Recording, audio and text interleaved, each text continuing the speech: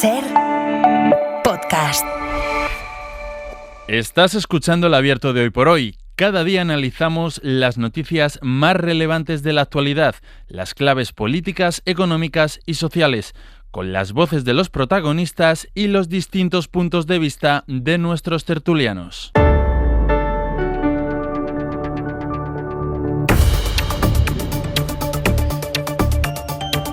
Empieza este abierto de este viernes, ya último abierto de la semana, 26 de diciembre, que vamos a compartir con Elisa de la Nuez. Hola Elisa, buenos días, ¿cómo estás? ¿Qué tal? Buenos días. Todavía se dice Feliz Navidad, ¿no? Yo creo que sí, feliz Navidad. ¿No? Segundo día de Navidad en muchos sitios. De hecho, es festivo en muchos lugares, en muchos municipios. Por ejemplo, en Cataluña, hoy es un día grande también de Navidad. Se celebra, yo creo que tanto como el 25, ¿verdad que sí, Joan Subirats? Buen día. Sí, toca ir a la casa que no has ido el día de Navidad. Exacto, eso es, sí. Hay muchas familias que se reparten entre Nochebuena y Navidad. Ocurre en Cataluña, también en otros puntos de la Comunitat Valenciana. Yo creo que en Baleares, además, también se da así, que se reparten sobre todo en Navidad y en el día de San Esteban, el día de San Esteban. Con Elisa de la Nuez, con Joan Subirats, y en Santander está Berna González Harbour. Hola Berna, buenos días. Buenos días y feliz Navidad. Claro, feliz Navidad también para ti. Bueno, he de deciros que para ser un 26 de diciembre, la verdad es que tenemos mucho que comentar esta mañana, desde las reacciones al discurso del rey, a esa entrevista que comentábamos antes a las 8 de María Jesús Montero en la SER en Andalucía, hablando de la debacle socialista en Extremadura, o las novedades que les contaba antes Miguel Ángel Campos sobre los WhatsApps de Mazón y Feijóo del día de la Dana y que se conocieron, sin embargo, el día de Nochebuena. Pero antes de todo esto, esta mañana nos proponemos hablar de uno de los grandes problemas que tiene este país, al que, por cierto, aludió, es verdad que muy brevemente, de pasada el rey en su discurso, que es un problema que crece según van pasando los años, el acceso a la vivienda. Pablo Anzola, buenos días. ¿Qué tal? Buenos días, Sastre. El gobierno ha puesto en marcha, Pablo, una empresa estatal de nombre Casa 47, en referencia al artículo 47 de la Constitución, para levantar y para gestionar el parque público de pisos en alquiler asequible. Nos vamos a preguntar esta mañana qué efectos puede tener una medida como esta, es decir, si es suficiente, si los efectos se van a empezar a notar pronto o hay que esperar a un medio plazo. Pero vamos primero a poner las cifras para que sepamos de qué estamos hablando. Esta empresa, Casa 47, ha heredado más de 45.000 pisos de la Sareb que quieren tener listos cuanto antes. Y aquí empiezan las preguntas, Pablo. ¿Cuál es el mapa y, sobre todo, cuándo van a estar disponibles? Bueno, Sastre, hablamos exactamente, lo decías, de 45.218 pisos de propiedad estatal que van a estar repartidos en unos 1.100 municipios de toda España y que se heredan de ese llamado Banco Malo de la Sareb, sirviendo, por tanto, de cartera inicial de punto de partida para Casa 47, que pretende ser algo así como un gran casero público. En ese mapa sobre el que preguntas, bueno, observamos 3 puntos importantes. El primero es Cataluña. En esa región están 1 de cada 3 de estos pisos, 14.200 en total, que serán siempre alquileres asequibles. El segundo punto es todo el litoral mediterráneo. La Comunidad Valenciana, Murcia y Andalucía son las regiones que concentran más inmuebles, con provincias, por cierto, como Almería, como Murcia o como Girona, recibiendo la mayor parte de este sustrato inicial. Y el tercero son las ciudades, porque casi la mitad de esos 45.000 pisos están en municipios de más de 50.000 habitantes. Y es que además de Madrid o de Barcelona, otros municipios, otras localidades como Murcia, Roquetas de Mar o Terrassa están a la cabeza y van a recibir una inyección de en torno a 1.000 pisos cada una. Eso sí, un matiz importante, solo el 16% de todos estos pisos van a estar en capitales de provincia. Preguntabas cuándo van a estar disponibles. Bueno, la idea del gobierno es ofrecer los primeros 13.000 alquileres a lo largo ya de este año que está a puntito de empezar. Ya se pueden solicitar, de hecho, casi 200 en la web de Casa 47 y de cara al año 2026 se van a ir publicando en paquetes trimestrales. Desde el Ministerio de Vivienda aclaran que hablamos de esos activos tóxicos de la crisis inmobiliaria, así que en muchos casos tienen que ser rehabilitados o reformados. La idea de Casa 47 es volver a construir un gran parque público de vivienda para siempre. Digo volver porque esta infraestructura pública ya existió en nuestro país. Sí, Sastre, existió, pero desapareció. De hecho, en la década de los 90 y de los 2000, España levantó casi 1.300.000 pisos públicos, pero fueron saliendo al mercado libre, vendiéndose, por tanto, mucho más caros del precio al que se compraron, lo que ha terminado vaciando el parque. De hecho, si ese millón de inmuebles no se hubiera descalificado, nuestro país habría llegado a día de hoy seguramente con buena buena parte de los deberes hechos en materia de vivienda. Por eso el Gobierno dice que quiere ahora apretar la palanca de la oferta, pero con mirada a largo plazo, porque esos pisos de Casa 47 van a ser propiedad del Estado para siempre, no van a poder venderse. Decíamos que esta primera transferencia es de 45.000 pisos, ahora toca levantar y urbanizar miles de viviendas. De momento el Ministerio se ha comprometido a movilizar 183.000 alquileres asequibles en un impulso que, es cierto, es muy fuerte, eso nos dicen los expertos, teniendo en cuenta además que la construcción de VPO había sido prácticamente nula en los últimos años hasta ahora, pero que habrá que ver hasta qué punto es suficiente para paliar la crisis de acceso. Esa es desde luego la gran pregunta. Pablo, gracias. A vosotros. Que le vamos a trasladar a Leire Iglesias, que es la presidenta precisamente de esta empresa pública de Casa 47. Señora Iglesias, ¿qué tal? Buenos días. Hola, ¿qué tal? Muy buenos días. Déjeme empezar con la información que pueda ser útil a quien nos esté escuchando. ¿Quién puede acceder? ¿Cómo puede hacerlo el ciudadano para tratar de acceder a uno de estos pisos en alquiler? Pues de forma muy sencilla. Nada más que tiene que entrar en la página web de Casa 47, que es casa47.es, y ahí se encontrará la convocatoria de viviendas que en este momento está en oferta. Es verdad que ahora mismo solo hay viviendas ofertadas en una experiencia, un programa piloto de 171 viviendas en 3 zonas distintas, en Vigo, en Mieres y en varios municipios de Valencia que fueron afectados por la DANA, pero a partir de ahí en la misma página web va a tener toda la información para acceder a los nuevos portales del inquilino con esas ofertas trimestrales a las que hacéis mención. Lo que pasa que es verdad que está empezando, que ustedes acaban de llegar a esta empresa, Casa 47, que acaba de formarse, pero nos decía nuestro compañero, 13.000 alquileres asequibles a lo largo de este año que empieza. Seguramente me dirá que menos es nada, pero parece que es muy poquito en medio del océano de problemas que es en este momento la vivienda, ¿no? Es muy poquito porque es lo que hay disponible y vamos a trabajar porque haya más. De hecho, ya hemos anunciado el lanzamiento de ofertas de compras de vivienda para tratar de aprovechar todo lo que ya está construido, sea titularidad de las administraciones públicas, en este caso de la Administración General del Estado, o sea mediante la oferta pública de compra. Pero la ambición de todo esto es, como señalabais, crear un nuevo servicio público. Esto tiene un resultado a corto plazo para aquellas personas que van a beneficiarse desde ya de una vivienda, pero sobre todo tiene un objetivo de país, que es construir un parque estatal de vivienda por primera vez. Hasta ahora hemos construido vivienda pública, pero no hemos construido un parque estatal de vivienda, y lo que estamos creando es un nuevo servicio público para reconocer un derecho de los ciudadanos, el derecho del acceso a la vivienda. Lo que ocurre es que la construcción de un parque de vivienda estatal, que tantas veces se ha anunciado en campañas electorales, necesita para consolidarse, para construir, para comprar, para que sea una realidad, que un ciudadano pueda tener su llave, llegar a su piso. Y el problema es ya acuciante, el problema es urgente. ¿Qué ocurre entre que eso pueda llegar a ser, si es que lo es, una realidad, porque tienen que concurrir muchas voluntades políticas, y la emergencia que tenemos en este momento en España? Pues que no solo hay que intervenir desde la vía de la oferta. Estamos abriendo una pestaña más de actuación desde el Gobierno de España.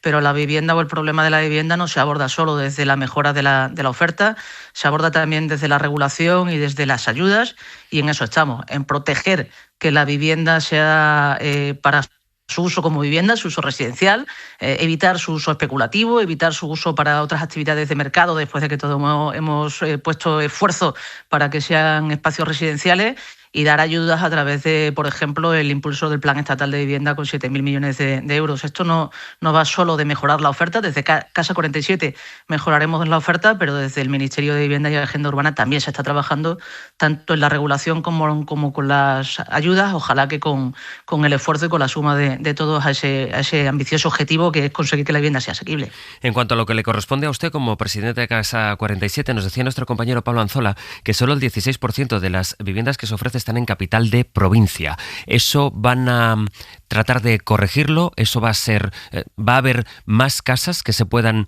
ofrecer, que estén en las capitales, en las grandes ciudades?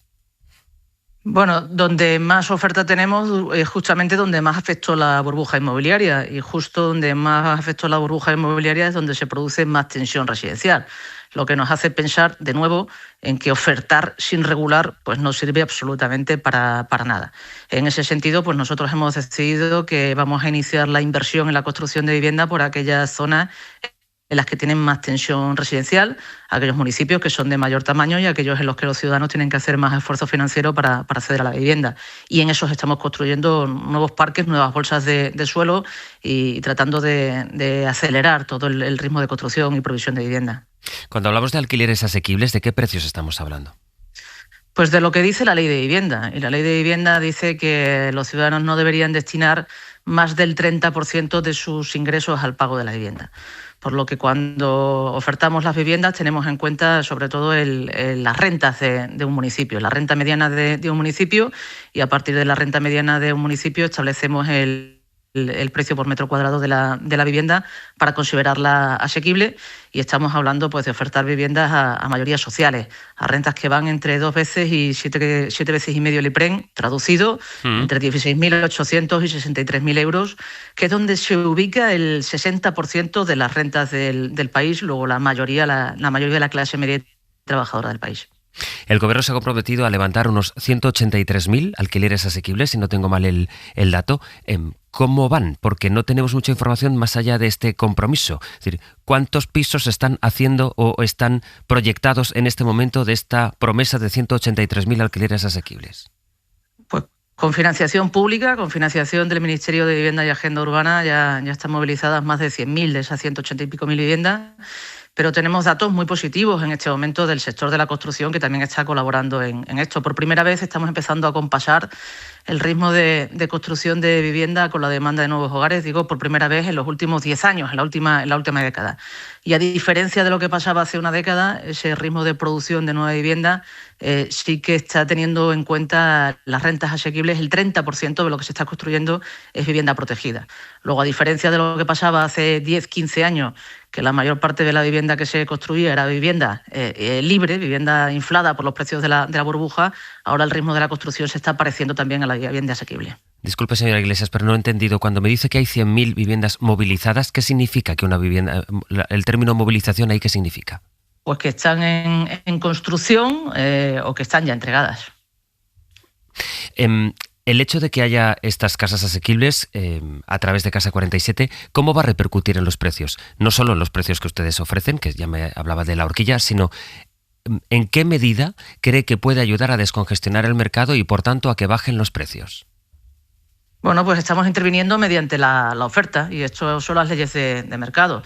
Si nosotros empezamos a incorporar en algunos puntos concretos muchas viviendas a precio asequible, pues seguramente eso tiene impacto de mercado, porque ya sabemos que el precio se suele fijar si el mercado es perfecto de acuerdo con la oferta y la demanda. Y según vamos incorporando nosotros oferta asequible, pues probablemente esa oferta que está disparada con rentabilidades de más del 10%, pues empiece a compasar sus precios a lo que debe ser la vivienda asequible. Lo que queremos también es demostrar que el modelo de vivienda asequible es rentable socialmente y viable económicamente. Que cuando alguien está pidiendo de intereses por el arrendamiento de su vivienda un 15, un 16, un 17, un 18%, está pidiendo un precio abusivo sobre el precio de la vivienda. Y que con rentabilidades mucho inferiores a esa es viable económicamente sostener el modelo de la vivienda y puede tener un propietario suficiente rentabilidad, aprovechamiento de su vivienda para poderla mantener y tener un cierto beneficio económico, pero no especular con la vivienda. Por entendernos, ¿usted cree que a final del año que viene, si volvemos a hablar el 26 de diciembre de 2026, los precios de la vivienda, del alquiler y la compra en las ciudades ya se habrán reducido por efecto, entre otros, de Casa 47? Pues seguramente eso es un efecto demasiado corto plazo y vamos a necesitar algo más de tiempo, pero desde luego ¿Cuánto es algo más? Lo que estaremos haciendo es cambiando pues seguramente necesitemos al menos 5 años para que de verdad se note un impacto mayoritario, un impacto muy, muy importante, pero desde luego estaremos cambiando una tendencia y además creando un servicio público, que esto no va solo de solucionar el problema de la vivienda hoy, sino tratar de evitar los problemas de la vivienda en el futuro. Cada 10 años este país vive una crisis de vivienda, por cosas distintas, o por sobreprecios, o por falta de oferta, o por problemas de acceso al crédito, o por distintas cosas. Y lo que tenemos que hacer no solo es atender el problema de hoy, la inmediatez, que es desde luego tremendamente urgente, pero también prevenir que cada década haya una generación que sufra la vivienda. 5 años es muchísimo tiempo para mucha gente. seguro, pero también es pronto para mucha gente el poder dar una respuesta a la oferta que vayamos poniendo como disponible.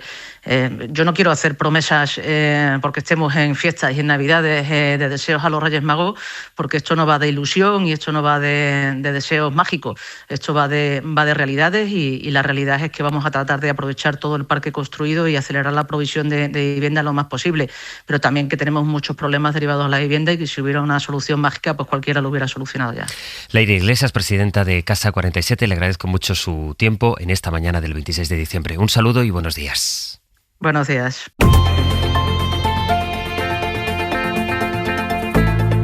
El Abierto. Ser podcast.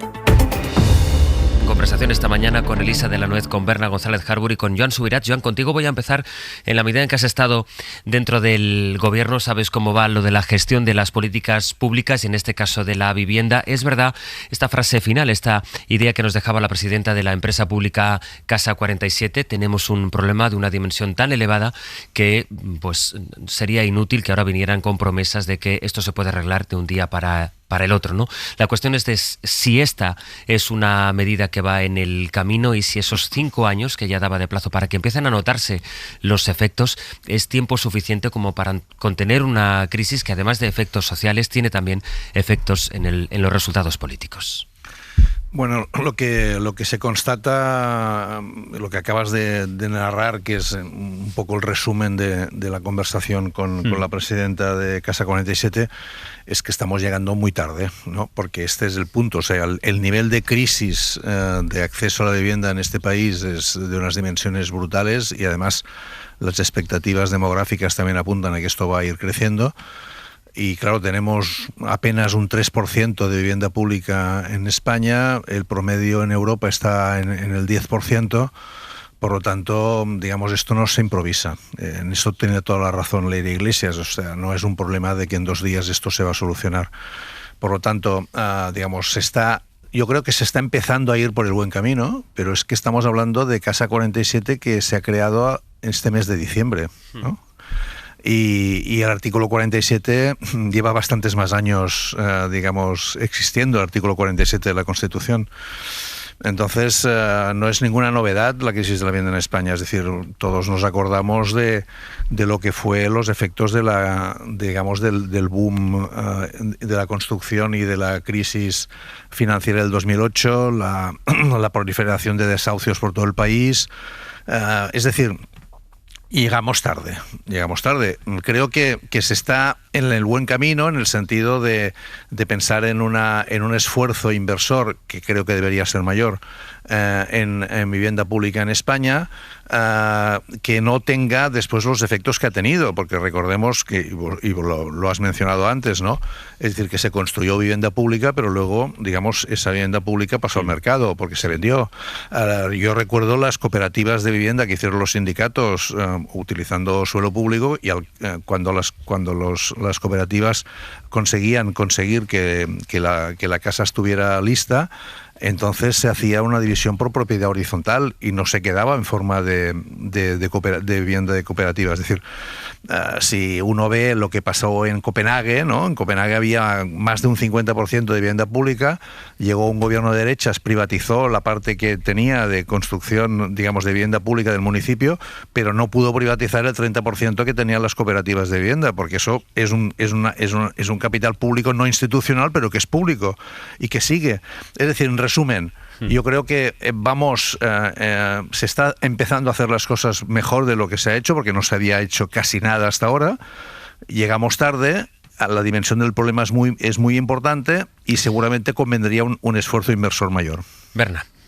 Bueno, completamente de acuerdo. Es decir, hemos tardado tanto. Es que recordad, cuando empezamos a hablar de la Sareb se creó en 2012.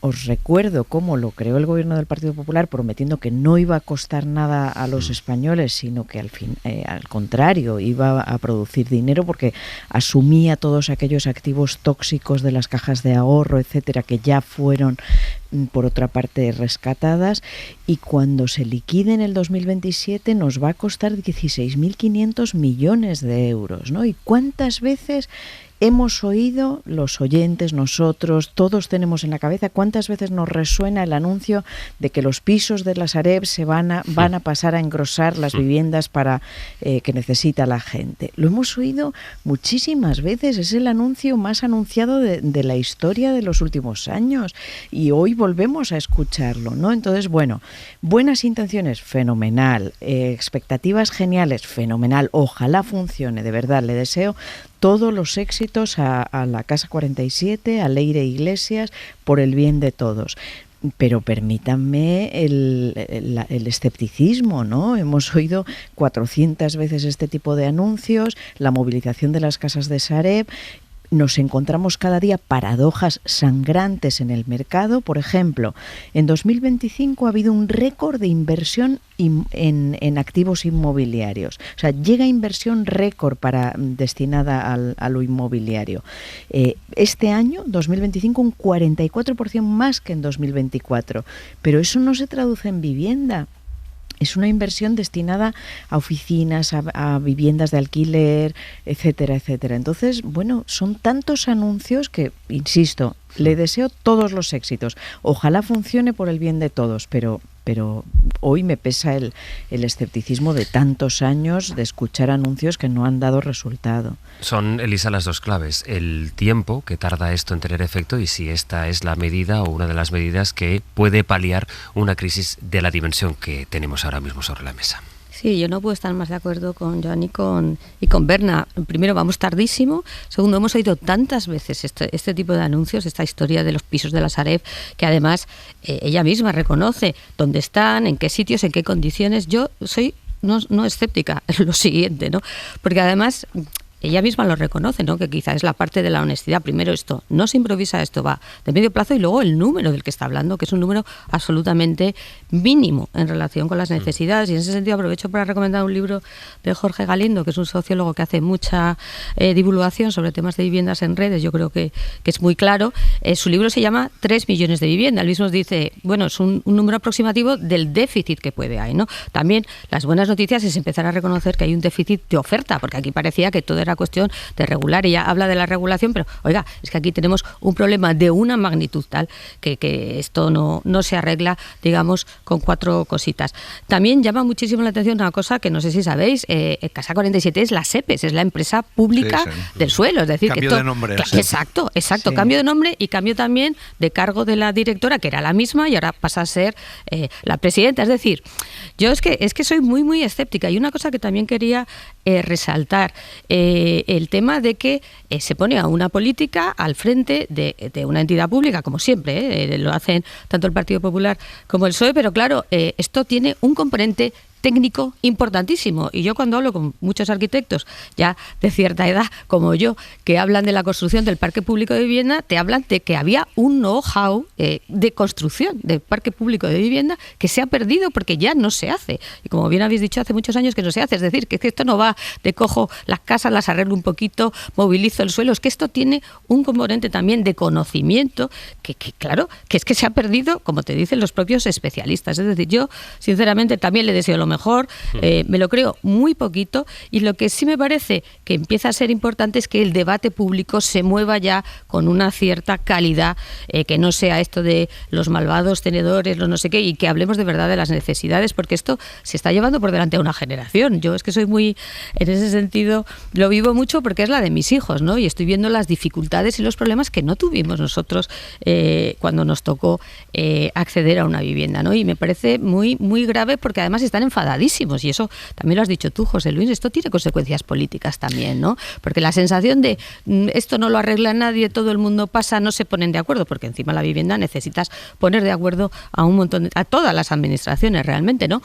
Pues esa es una sensación que enfada mucho a la gente, y no te digo ya si tu solución es salir haciendo un vídeo molón diciendo que lo vas a arreglar todo, o sea, ya el nivel de enfado es muy, muy alto, ¿no? Y no sé si los políticos son muy conscientes de esa situación. A eso quiero que vayamos ahora, después de las noticias de las 9, al efecto que esto puede tener y tiene en el mapa político en la medida en que este país está adentrándose en un nuevo ciclo electoral que ha empezado en Extremadura con esos resultados que han propiciado un aumento en el voto del Partido Popular, aunque se queda lejos de la razón por la que Guardiola adelantó las elecciones, que era la mayoría absoluta, y un crecimiento sobre todo de Vox. Quiero que lo comentemos porque define bien esta foto de Extremadura, lo que puede ocurrir en otros territorios y que engancha además, se engarza de alguna manera con ese mensaje navideño que centra hoy el debate político del Rey cuando alertó del crecimiento de los extremismos y de los populismos.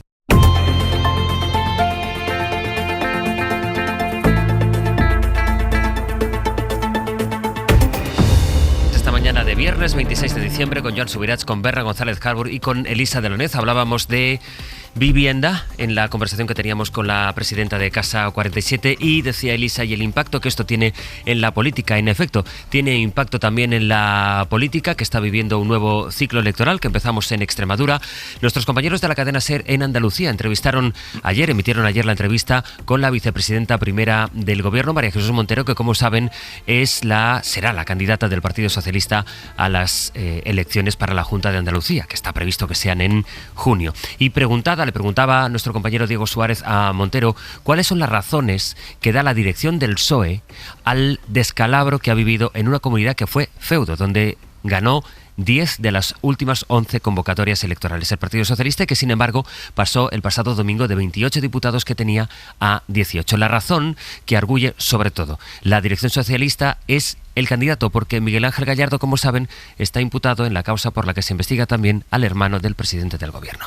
Han sido unos malos resultados que se explican bien por la situación concreta que se vivía en Extremadura a raíz de la imputación del candidato a la propia Junta de Extremadura, y tomamos nota y haremos también estudios para ver exactamente cómo se ha comportado el electorado, pero quizás lo que más preocupa siempre a la izquierda es la abstención.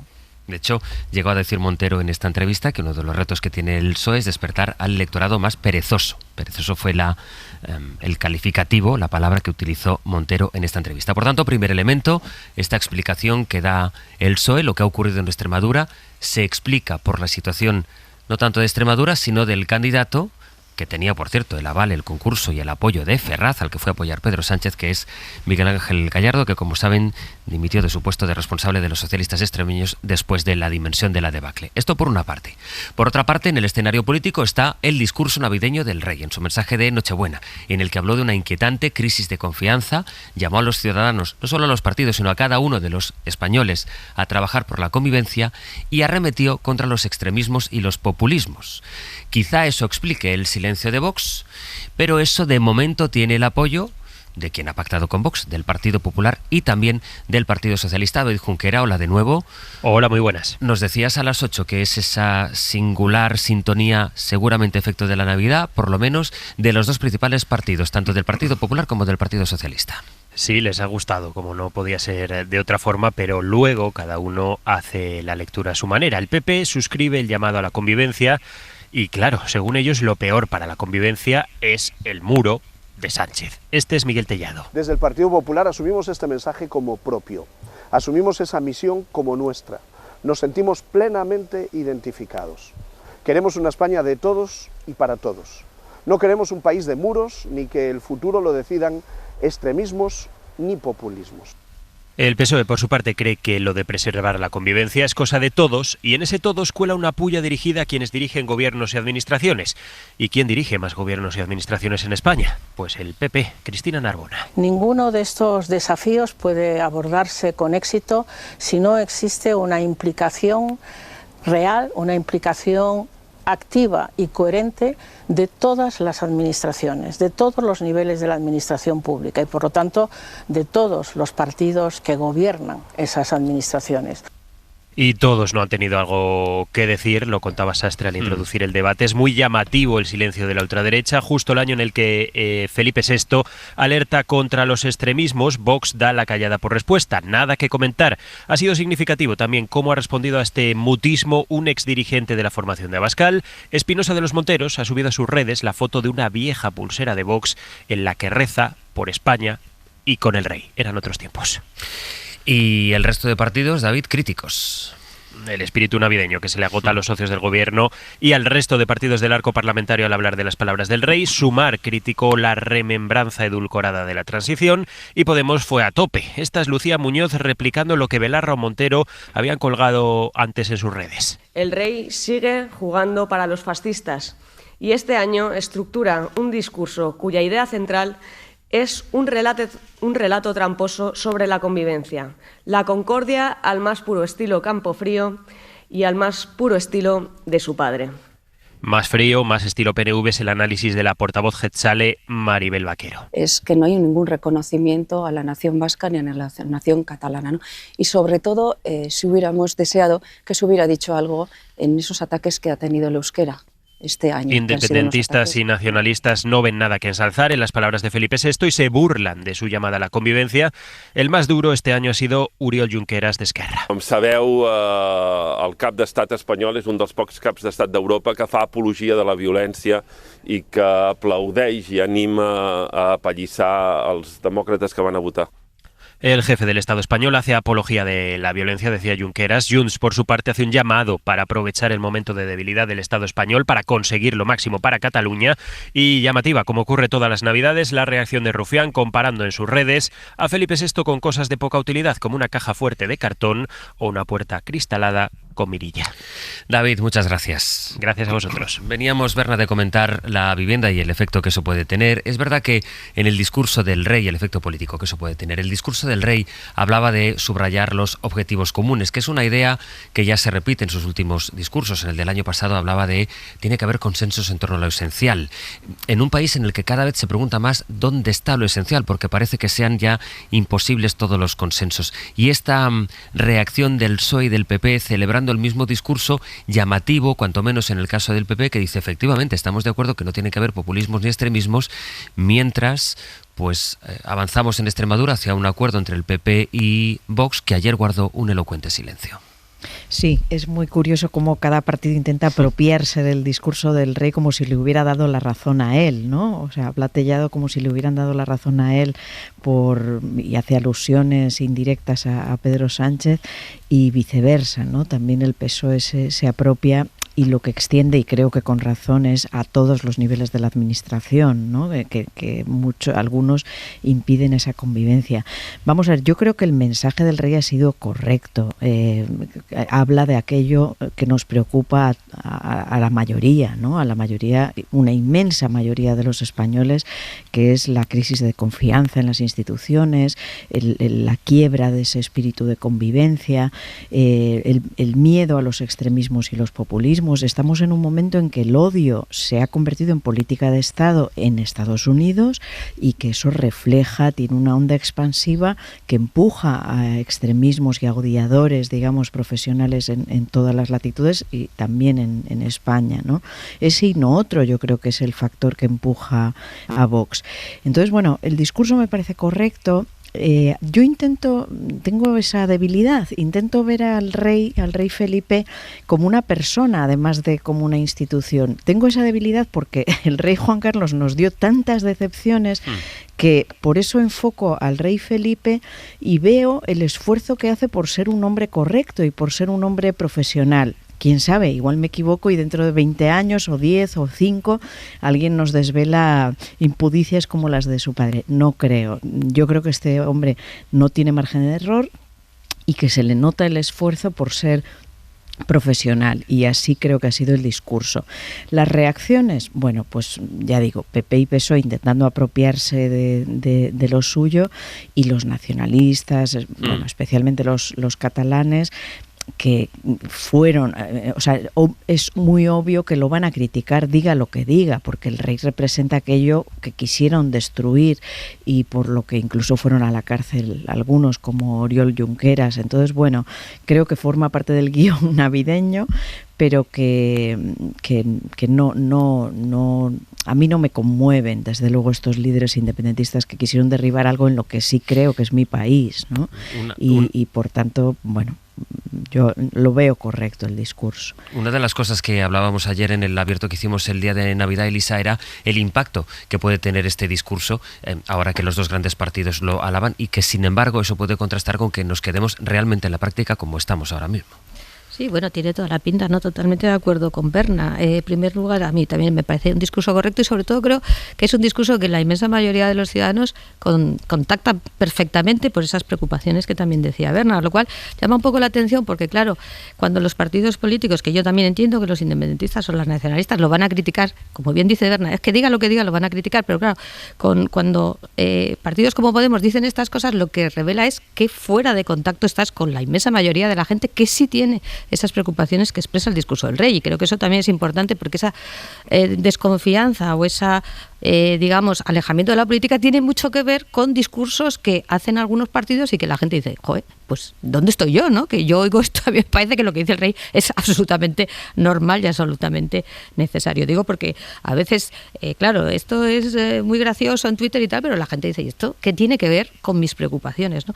Y totalmente de acuerdo en que al final no va a cambiar nada. El PP va a seguir votando con Vox y, por supuesto, el PSOE seguirá mientras pueda con Junts o con quien toque. Es decir, que no sale nada práctico de eso, porque evidentemente la apelación a no se dejen llevar por los extremos, se dejen llevar por populismos, es una apelación a los partidos centrales del sistema. ¿A quién le va a hacer la apelación? ¿A Junts? ¿A Vox? Pues no. ¿A Podemos? No. Se lo está haciendo al PP y al PSOE. Pero dicho eso, está claro que no va a servir para nada. Pero yo sí quería enlazar, si me dejas un segundo, con el tema de Montero y de las elecciones en Andalucía, porque creo que tiene que ver... En Extremadura, perdona, sí. Bueno, y en Andalucía ahora. Sí, lo serán próximamente. Sí. Que ella quiere hacer ver que estamos ante un problema coyuntural de un candidato. Yo no digo que no hubiera un problema coyuntural de un candidato que era absolutamente nefasto, aunque, como bien ha recordado, apoyado por Ferraz.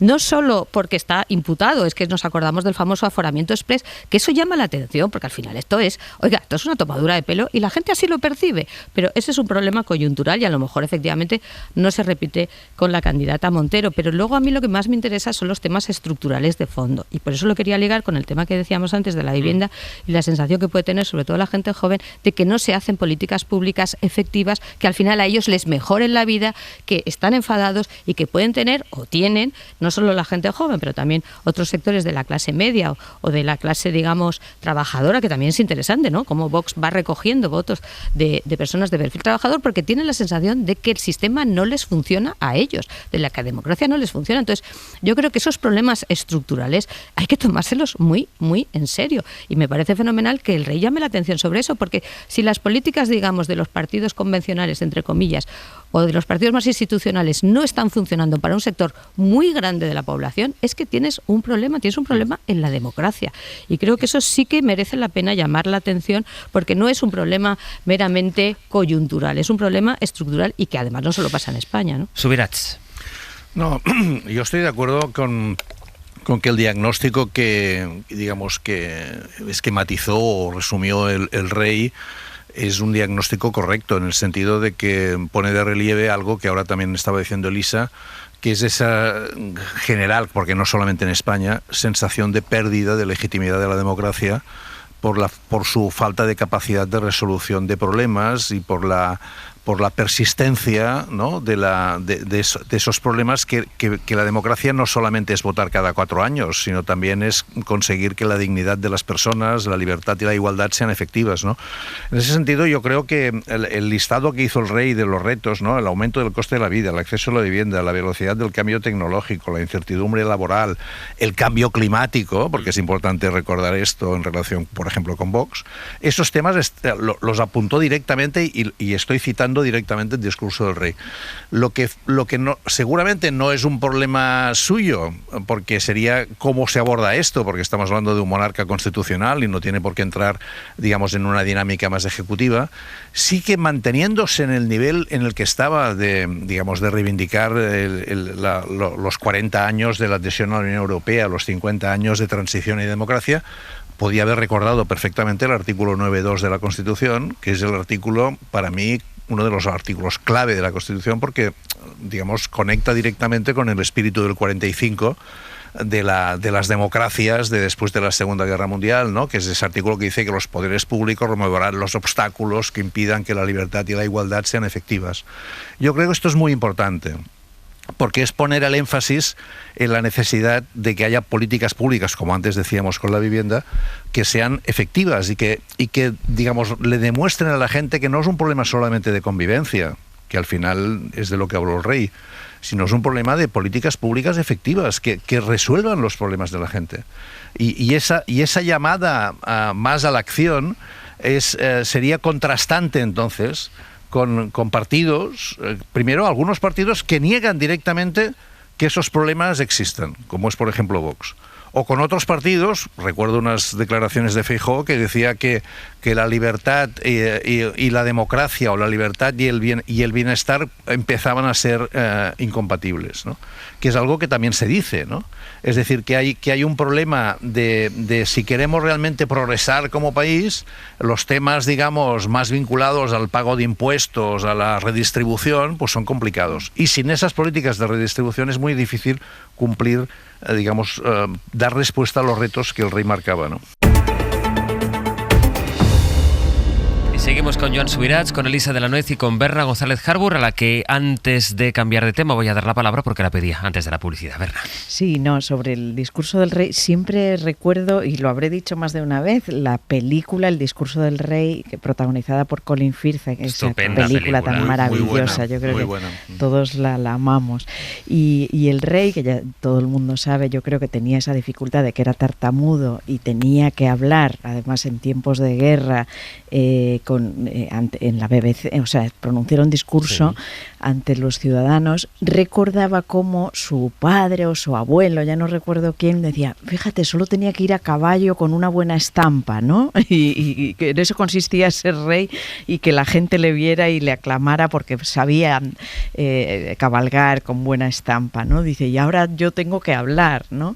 Entonces, fijaos, aquello ya era un mundo, el tener que hablar ante la BBC y dirigirse a los británicos, y por eso tuvo tantas dificultades, con que hoy, imaginaos en estos tiempos de redes, de odio, sabemos todos que las redes están exacerbando el odio porque han preparado el algoritmo fundamentalmente para generarlo. Recordemos esta palabra que ha sido la palabra del año en Inglaterra, rage bait, generadores de odio, de ira, digamos.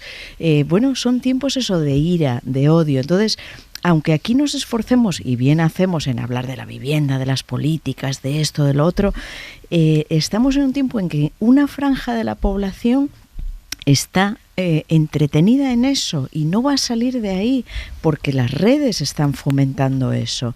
Entonces, bueno, imaginaos ya los políticos, el rey, los políticos mismos, muchos partidos, Vox desde luego el primero, pero también ya sabemos que algunos portavoces de los principales partidos se dedican a eso, a alimentar, digamos, la furia, la rabia, el odio. Entonces, bueno, imaginaos, es Navidad, todos estamos conviviendo en la familia, con gente de todas las opiniones, pero cuando volvamos todos a nuestros trabajos, a casa el lunes o el 6 de enero o cuando sea, esta es la realidad de este país y de todo el mundo occidental, ¿no?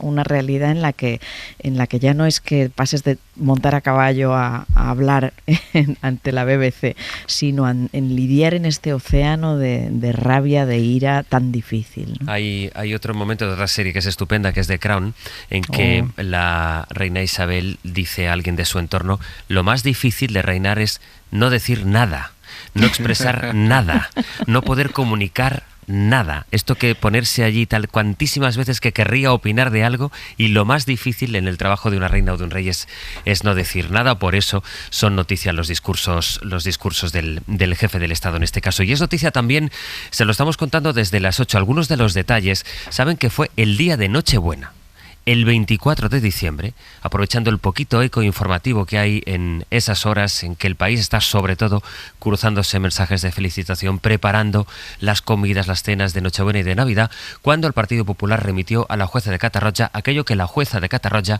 había pedido, que eran las conversaciones entre Alberto Núñez Feijóo y Carlos Mazón el día de la Dana, el funesto 29 de octubre del año pasado. Miguel Ángel Campos, buenos días de nuevo. Hola, buenos días, José Luis. Hemos sabido que esos mensajes el PP los llevó a un acta notarial, por tanto, para hacérselos llegar a la jueza 2 días antes, pero que esperaron Campos al 24, aprovechando el menor pulso informativo de este país, para remitírselos a la magistrada. Eso es. El notario de Madrid, Ignacio Pazares, levanta acta de la visualización de los mensajes en el teléfono de Feijóo el 22 de diciembre. El líder nacional del PP tardará 2 días, hasta el 24, día de la Nochebuena, en poner esa misma acta notarial a disposición de la jueza de Catarroja. Al día siguiente, Navidad, no hay periódicos en papel. Lo que aporta Feijóo en esa acta, a la que ha accedido la SER, son una docena de WhatsApps de Mazón entre las 20:08 y las 23:29 y dice que hubo una única llamada telefónica efectuada por el presidente valenciano que no atendió Feijóo por encontrarse en un acto institucional.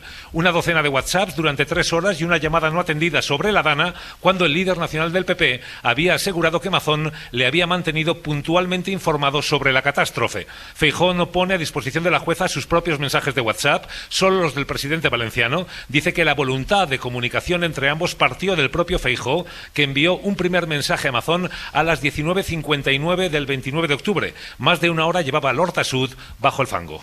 Por tanto, el PP solo remite a la jueza los mensajes de Mazón a Feijóo, y ahí hemos leído eso del un puto desastre va a ser esto, pero sí que le escribió Mazón a Feijóo, pero le escribió Campos más cosas, por ejemplo, un mensaje en el que le admite que a esa hora de la noche, ya eran, creo que son más allá de las 11 de la noche, tenían todo lo que necesitaban.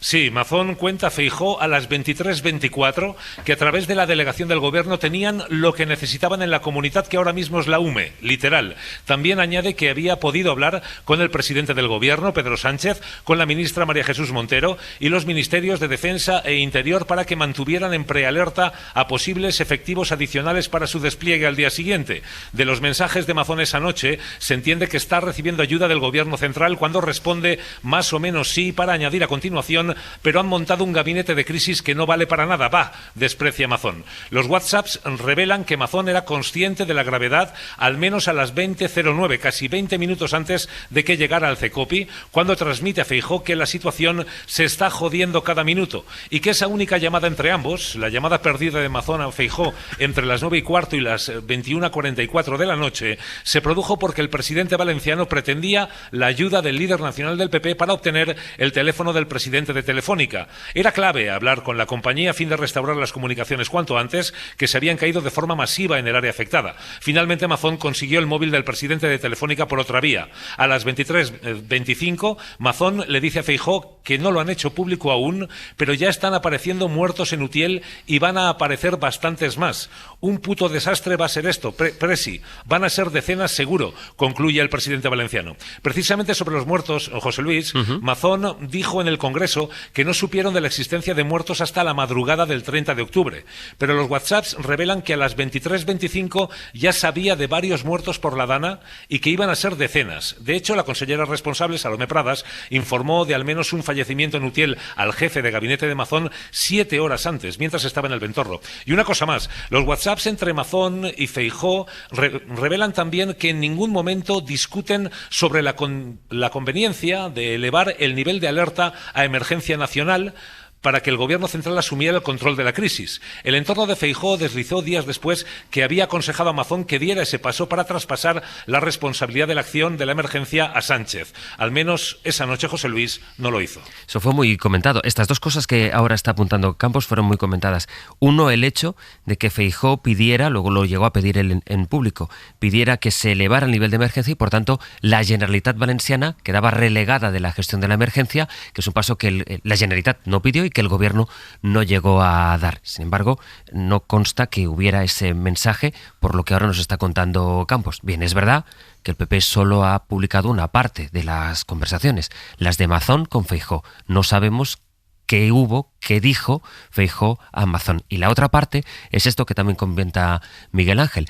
Cuando compareció en el Congreso, efectivamente, Mazón dijo que no se enteraron hasta la madrugada de la existencia de muertos. Y, sin embargo, todas estas informaciones de última hora apuntan en el sentido contrario. Será muy interesante esperar a ver, cuando acabe la instrucción, el documento que elabore el auto con el que finalice su investigación la jueza de Catarroja y todas las piezas tomen ya su posición. Campos, gracias. A ti, buenos días. Buenos días. Sobre el hecho de enviar a la jueza el día de Nochebuena, una parte de la conversación opinó la presidenta de una de las asociaciones de víctimas, es Rosa Álvarez. El maltrato hacia las familias de las víctimas no tiene tregua ni el día de Nochebuena. No había otro día para entregar esos mensajes parciales, porque solamente van en una dirección, va a lo que Carlos Mazón le mandó a Feijóo y no los WhatsApp completos. Buscaban, creemos, que no tuviera esa resonancia mediática.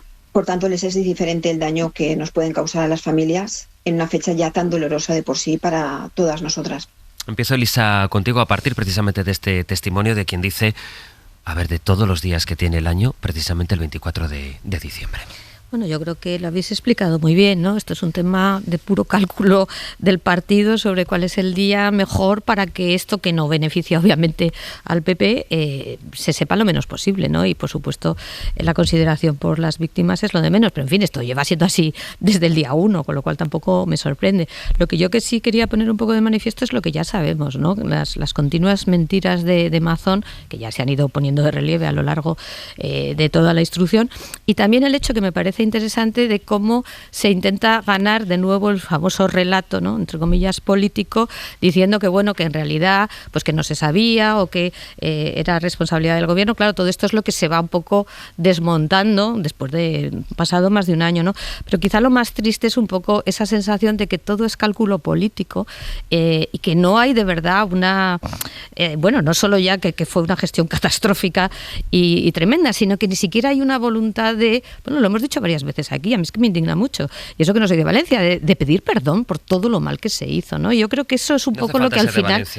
No hace falta ser de Valencia, pero me imagino que ahí es más sensible, pero es que es una sensación de decir, no solo lo han hecho ustedes fatal, ha sido un desastre, ha muerto un montón de gente, sino que no son capaces de reconocer que lo hicieron mal, a pesar de encima de que tienes una instrucción sobre la marcha. A mí eso me produce mucha tristeza, y también eso alimenta, y vuelvo a llevar un poco lo que decíamos antes, a esa desconfianza radical sobre la capacidad de la clase política, en este caso del PP, y sobre la confianza en las instituciones, ¿no?, en algo tan esencial como es el derecho a la vida y, por supuesto, a toda la seguridad que eso implica. Entonces, la gente no se puede sorprender de que al final haya muchas personas que digan esto no funciona, porque es que realmente si algo se demostró el día de la Dana es que aquello no funcionó. Y no solo eso, es que no se es capaz de reconocerlo, que ya es una cosa de decir, pero vamos a ver, ¿no?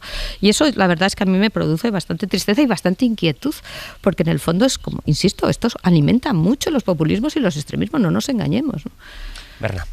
Sí, como cada día, pasado más de un año, y como dice Elisa, nos dan nuevas razones, pero cada día se empeñan en darnos nuevas razones para seguir sufriendo las víctimas, las personas que empatizamos con ellas, por supuesto, y cómo el cálculo político se impone a cualquier búsqueda de verdad, ¿no? Fijaos que ya ha caído Mazón y sin embargo aún se le concedió la presencia en una comisión del Parlamento por la que redondeaba su sueldo, una comisión que no tenía funcionamiento desde hacía años. Es decir, cada día, hoy esto, ¿no? Cada día siguen dando razones para el coraje que podemos sentir todos los que lo único que aspiramos es a la verdad.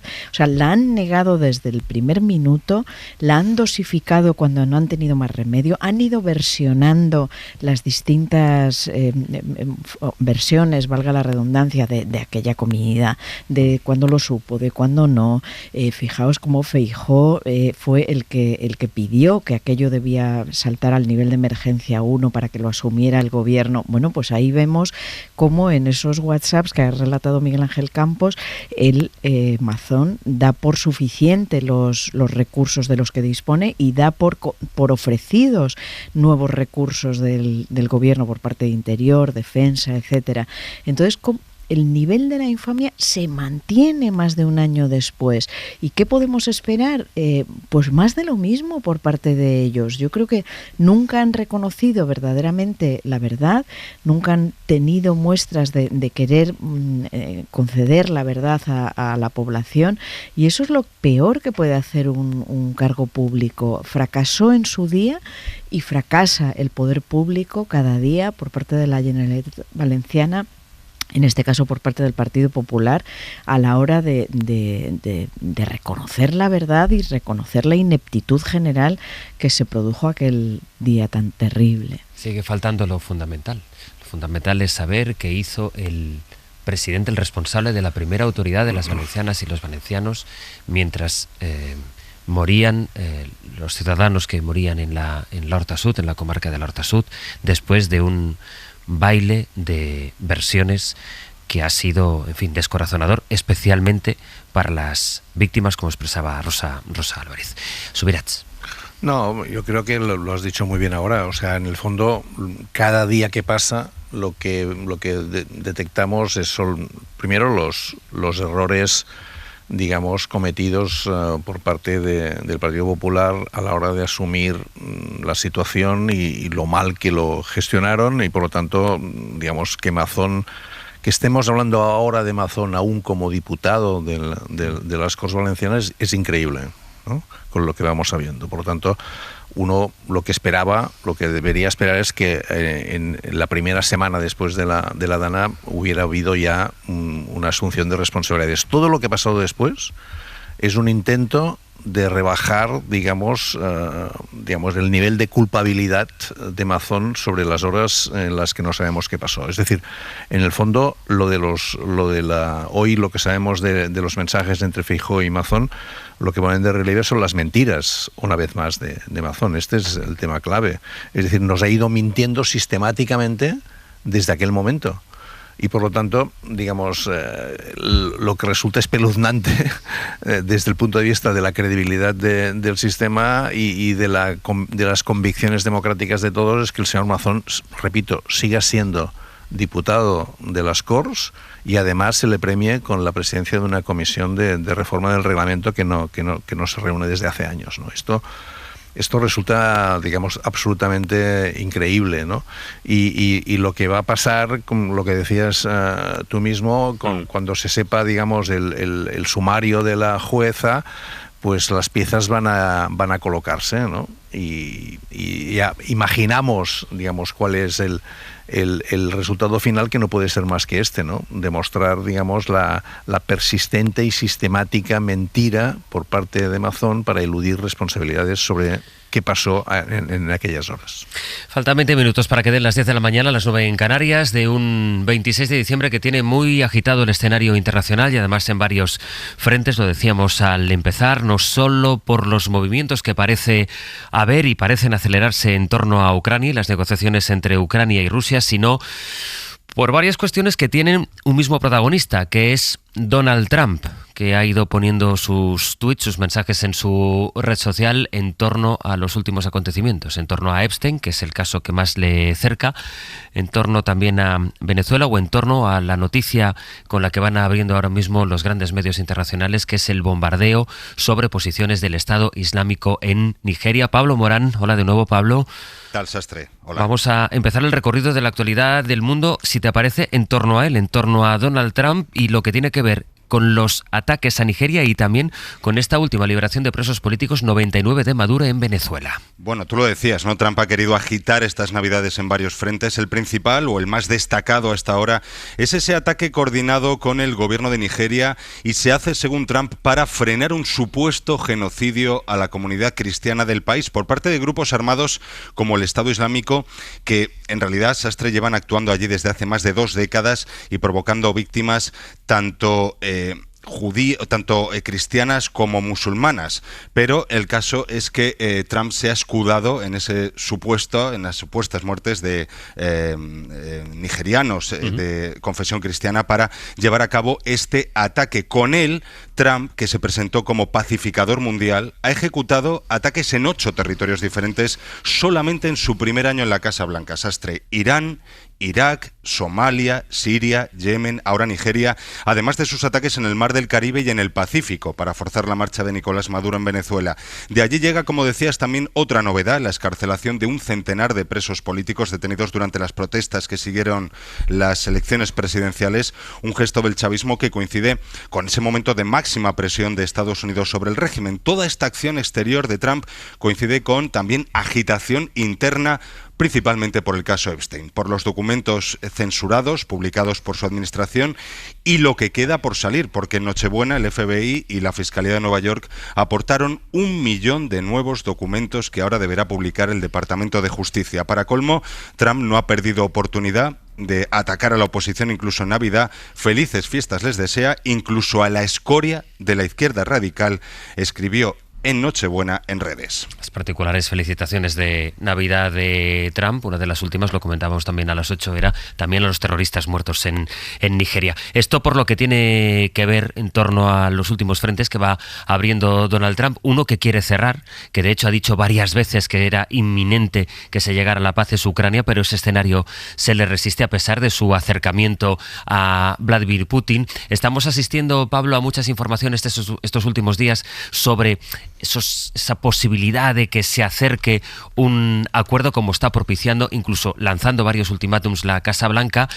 Constan varios progresos. El último lo decíamos poco antes de las 8. Veíamos que Zelensky decía que él quiere reunirse con Trump en breve, pero la verdad es que más allá de estos anuncios, pues la realidad sobre el terreno sigue siendo la que es. Continúa la invasión y continúan, por tanto, los ataques. Es cierto, ya veremos a dónde nos lleva todos estos contactos, todas estas negociaciones. Trump quería un acuerdo de paz antes de Navidad. Esto ya no va a ser posible, pero Zelensky no tira la toalla y ofrece una reunión con el presidente de Estados Unidos en los próximos días, incluso antes de final de año. De hecho, Zelensky desveló anoche nuevos contactos con los enviados de Trump, con Steve Witkoff y con el yerno del presidente Jared Kushner, contactos en los que asegura que surgieron nuevas ideas para acercar la paz a Ucrania. Es verdad, algo se mueve, pero, como te decía, quizás para quedarnos en el mismo punto. Lo que hay ahora mismo encima de la mesa es un plan de 20 puntos pactado entre Estados Unidos y Ucrania que detalló Zelensky el martes y que ya se ha enviado a Moscú. Se espera ahora la respuesta de Putin, aunque el Kremlin se ve fuerte tanto en el frente de batalla y en la mesa de negociación y parece pedir más. Vemos progresos lentos pero constantes, decía este jueves la portavoz de Exteriores María Zaharova. Lo que te digo es un mensaje en el que parecen pedir más, parecen no estar satisfechos con esas cesiones de Zelensky y de Ucrania en ese nuevo plan pactado con Estados Unidos. Las principales, recordemos, la desmilitarización del Donbass, ni tropas ucranianas ni rusas, la convocatoria de elecciones y la renuncia a la OTAN, aunque con garantías de seguridad similares a las de la Alianza. El artículo 5 de la OTAN, es decir, que si Rusia atacara de nuevo en el futuro Ucrania recibiría el apoyo de las fuerzas internacionales. Trump, antes incluso de que acabe el año, quería, como te decía, esta paz para antes de Navidad y ni siquiera está claro que se pueda alcanzar ese acuerdo durante las fiestas. Todo va a depender de Putin y de él todavía no tenemos respuesta. Ya veremos. Pablo, gracias. A ti, hasta ahora. Olena Bratel es profesora de español en la Universidad Nacional Taras Shevchenko de Kiev. Olena, buenos días. Hola, buenos días. ¿Cómo es esta mañana del 26 de diciembre en Kiev? ¿Hay normalidad? Pues ahora mismo están sonando las sirenas. Hay un dron reactivo que está aproximando a la ciudad a unos 300 kilómetros por hora. Pero bueno, como va yendo por el norte de la ciudad y vivo por el sur, pues estoy en casa tranquila. Bueno, no me toca ahora. Esa es la tranquilidad en la que vivimos. No me toca ahora. ¿Es cada día así? Sí. Sí. Hay ataques de drones constantes, pero bueno, hay días de suerte y no. Porque, bueno, si hay un dron, normalmente no te hace muchos cambios en la vida. Si hay un ataque masivo, entonces sí. ¿Cuándo fue el último ataque masivo? Pues hace una semana más o menos, que ahora han cambiado bastante las tácticas de atacar Ucrania. Antes era como un poco de drones, un poco de misiles distribuidos por todo el país y ahora van concentrados por zonas diferentes. O sea, ahora están concentrados en el norte y en el sur. Muchísimo, o sea, la gente se queda sin luz, que están atacando la infraestructura eléctrica y térmica. Ahora que las temperaturas han bajado hasta 10 grados bajo cero, pues están atacando bastante las centrales térmicas para que la gente se quede sin calefacción. Pues ahora el sur y el norte sufren muchísimo. Kiev, bueno, más o menos, después de un ataque bastante grande, ya con un dron al día, un par de drones. Bueno, durante estos ataques, por ejemplo, cierran puentes, que se crean atascos enormes, no puedes moverte por la ciudad bien, pero bueno, a eso se adapta. Hay mucha gente que está pasando, por tanto, no tanto en Kiev, por lo que me explica, pero en su país, en varias regiones, sobre todo las que dan más frontera con Rusia, están pasando la Nochebuena, la Navidad, con temperaturas de 10, incluso más grados bajo cero, sin tener luz ni energía para enchufar la calefacción. Sí, bueno, hay de todo. Si ahora mismo están atacando la ciudad de Cherníhiv al norte, pues claro, mientras el ataque dure, poco improbable que puedan hacer algunas reparaciones de las centrales eléctricas. Y el sur, Odessa, que estuvo sin luz, sin electricidad y sin agua, porque en muchas casas el agua también va con la electricidad, pues estaban más de 3 días sin nada. Y eso sí es muy duro. Usted tiene 2 hijos, me parece. ¿Cuántos hijos tiene, Olena? Sí. Tengo hijos. 2. ¿De qué edades? La niña es de 9 y el niño de 14. ¿Cómo están pasando las Navidades? Pues el 25 empezaron sus vacaciones, están súper contentos de poder estar en casa, porque claro, en casa primeramente no tenemos un refugio bueno cerca. La única cosa que haceros cuando suenan alarmas, pues vamos al pasillo entre nuestra puerta y el ascensor, porque es una puerta muy sólida o una pared muy sólida y bueno, si se rompen las ventanas por una explosión, por lo menos no nos mata el cristal. Bueno, si hay un alcance directo de misil, de eso no te salvas en ningún lugar. En cambio, en la escuela, cuando suenan alarmas, lo primero que hacen es bajarse al refugio. Y como son muchas personas y el refugio, bueno, es algo pequeño porque, claro, las escuelas no fueron diseñadas para eso. Y claro, y tienen que estar horas y horas allí abajo hasta el cese de alarmas. Y eso agobia un poco. Pero se alegran porque no hay clases. Son niños. Los niños entonces en casa, cuando hay alguna alerta que suena en la calle o en sus teléfonos móviles, son avisados de que viene un dron o un ataque de un misil, saben en qué punto de la casa tienen que reunirse, ¿no? Sí, lo saben todo el mundo, porque bueno, si sabemos que es un dron suelto, normalmente es una pared, detrás de una pared, o en la puerta, para que no te mates enseguida. Pero luego cuando hay ataque masivo, normalmente la gente intenta ir a algún refugio, al metro, por ejemplo, porque bueno, allí sí es un lugar seguro, pero claro, fíjate, estar 8 horas en el metro. ¿Es posible reunirse entre los familiares, es decir, las comidas o las cenas de familias? ¿Esa tradición se puede mantener con este día a día en el que viven pendientes de las alertas o de los ataques? No, ahora intentamos adaptar todo a la vida que tenemos, porque bueno, es la única manera de seguir viviendo, adaptar todo. Ahora mi hermana con su familia y mis padres vivimos en la misma ciudad, pero por ejemplo, que ahora no tenemos los días festivos ningunos entre semana, podemos descansar solamente el fin de semana. Pues no pudimos reunirnos ni para la Nochebuena ni para la Navidad, las 3 familias, porque primero todos trabajamos hasta muy por la tarde y luego no había luz. La familia de mi hermana y la familia de mis padres tienen las cocinas eléctricas y no pueden preparar la comida cuando no hay luz. Yo sí que tengo la cocina de gas, pero mi marido y yo trabajábamos hasta muy tarde. O sea, la cena familiar normal, ni de Nochebuena ni de Navidad, no ha sido posible. Pues vamos a reunirnos este sábado, mañana, las 3 familias juntas. Y luego, la semana que viene, el fin de la semana que viene, vamos a ir a casa de mis suegros. O sea, vamos a tener la Navidad durante varios días. Bueno, así es la realidad. ¿Pueden ir al mercado y al supermercado con normalidad? ¿Hay comida como la había antes y luego la compra se puede hacer con normalidad, Olena? Sí, no, la vida sigue. Es que si vienes ahora aquí, bueno, si no está bombardeada en el momento, la vida sigue normal. Se ha complicado mucho.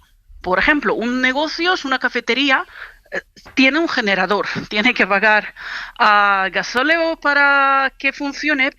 Los precios han subido, pero si quieres un café, siempre tienes una cafetería ahí cerca, un bar. Los supermercados llenos, los precios han subido mucho, los salarios nada. O sea, antes el poder adquisitivo era mucho más alto, pero bueno, puedes comprar de todo, hay de todo. Olena, déjame hacerle una última pregunta. Todas estas informaciones que cuentan los medios que estamos contando de posibles acercamientos, cuando ha dicho Zelensky que quiere verse con Trump, esto que dice el Kremlin, que ha hecho saber esta madrugada un periódico muy próximo al Kremlin que estaría Putin dispuesto a ceder territorio siempre que se quede con el Donbass. En definitiva, la posibilidad de que llegue pronto un acuerdo, aunque siempre parece que sea pronto y no acaba de llegar nunca, ustedes, allí en Kiev o en Ucrania, ¿cómo lo viven? ¿Cómo lo escuchan los ciudadanos? Es que, bueno, teníamos muchísimas esperanzas a finales del año pasado y en general intentamos no ilusionarnos mucho, porque cuando empezaron a hablar más sobre Ucrania, nos empezaron a atacar más. O sea, es más sufrimiento, que parece que ya estamos avanzando en negociaciones, pero aquí los ataques se intensifican muchísimo. Pues no sé, no tenemos ni muchas esperanzas ni desesperación.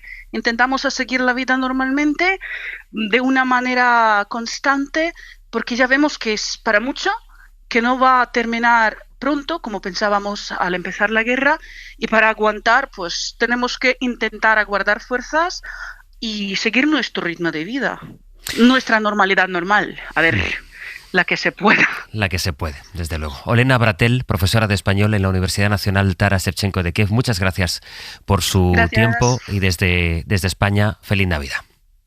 Feliz Navidad. Hasta luego. Hoy por hoy noticias.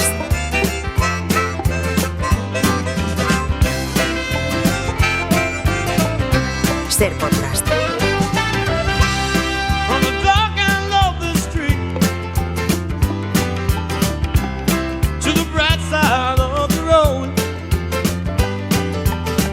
Este programa nos permite ir recorriendo los aspectos de la vida, de la realidad, que son tan duros como el que nos describía Olena desde Kiev, pero también ir abriendo puertas y ventanas para otros contenidos de otro tipo. Por ejemplo, hoy nos tocan los libros y la música. Brian Pérez, Eva Cruz, buenos días. Hola, buenos días. Buenos días. A esa nos vamos a entregar a partir de las 10 de la mañana en cuanto escuchemos las noticias. Pues sí, mira, en los libros hoy hay, pues eso, libro en 3 minutos, novedades, los libros que nos donen los oyentes, que llamen al 900-100-800. Estamos ya cogiendo teléfonos para esos libros que les han marcado en el 900-100-800.